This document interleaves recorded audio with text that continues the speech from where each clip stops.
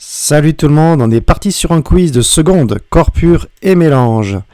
Une molécule est constituée de quoi? D'atomes évidemment, reliés ces atomes par des liaisons chimiques. Par exemple l'eau H2O, il y a 3 atomes en tout.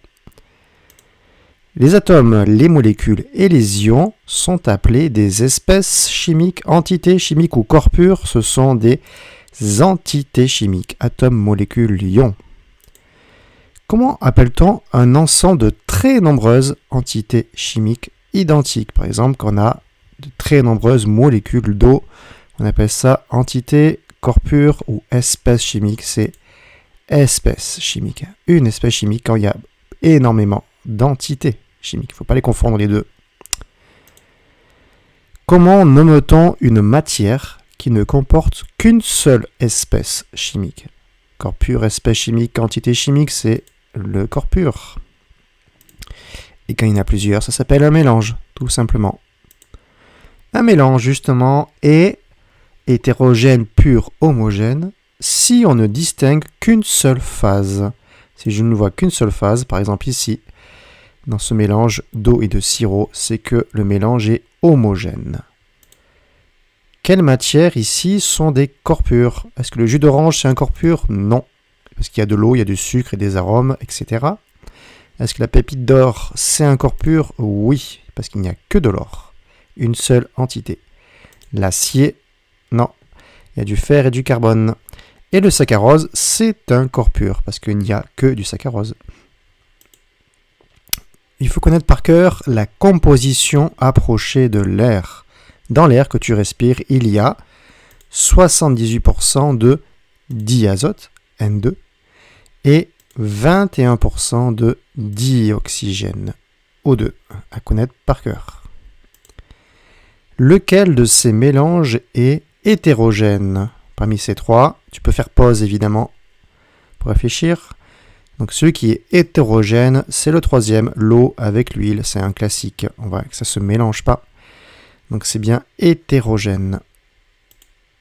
Le mélange eau et sirop qui est homogène parce que le sirop est dans l'eau. On va dire que le sirop il se mélange bien dans l'eau, mais il y a un terme pour ça qu'il faut connaître, c'est que le sirop il est miscible dans l'eau. C'est pour ça que c'est homogène. Alors on mélange deux espèces chimiques, de A et B. On les mélange et on veut connaître la proportion en masse de A dans le mélange.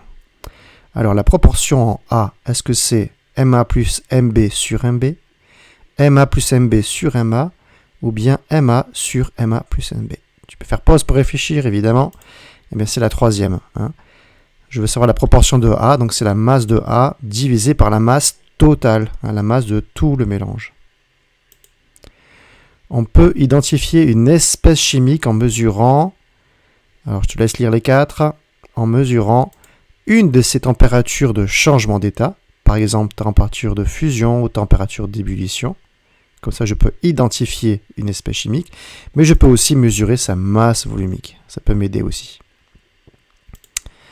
La masse volumique, sa formule, c'est laquelle? ABC, masse volumique, c'est ρ égale la masse par rapport au volume. Ça, c'est très important. Le Bancoffler, on en a parlé tout à l'heure, permet de mesurer la température de fusion d'une espèce chimique, la température d'ébullition ou la densité d'une espèce chimique. Cet appareil, le Bancoffler, il permet de mesurer la température de fusion, ce qui permet de déterminer justement l'espèce chimique. C'est un banc qui chauffe. La masse volumique de l'eau, il faut la connaître par cœur. Je te laisse faire pause et regarder. Donc, c'est ces trois. La masse volumique de l'eau, c'est 1 kg par litre, mais c'est du coup aussi 1000 grammes par litre, parce que 1 kg, c'est 1000 grammes. C'est aussi 1000 kg par mètre cube. Pour rappel, 1 mètre cube, c'est 1000 litres. Donc, si 1 litre, ça fait 1 kg, 1 mètre cube, c'est-à-dire 1000 litres, ça fait 1000 kg. À connaître par cœur. La masse volumique de l'air, est-ce que tu la connais? Masse volumique de l'air, ρ égale 1,20 g par litre. 1 litre d'air, ça a une masse de 1,20 g. Il Il faut connaître aussi la formule de la densité, petit d, densité, c'est laquelle les trois, je te laisse regarder. D égale masse volumique de l'espèce étudiée divisé par la masse volumique de l'eau, qui est la référence. Une espèce surnage lorsque la densité, sa densité est égale à 1, sa densité est plus petite que 1 ou sa densité est plus grande que 1. Donc l'espèce chimique surnage si sa densité est plus petite que 1. Ce qui est le cas classique de l'huile, une densité de 0,9 par exemple. Ça va être au-dessus de l'eau, on va dire qu'elle surnage. Voilà pour ce petit quiz de rentrée pour la classe de seconde. Bon courage à toi, n'hésite pas à le refaire d'ici quelques jours, quelques semaines, et à une prochaine, je l'espère.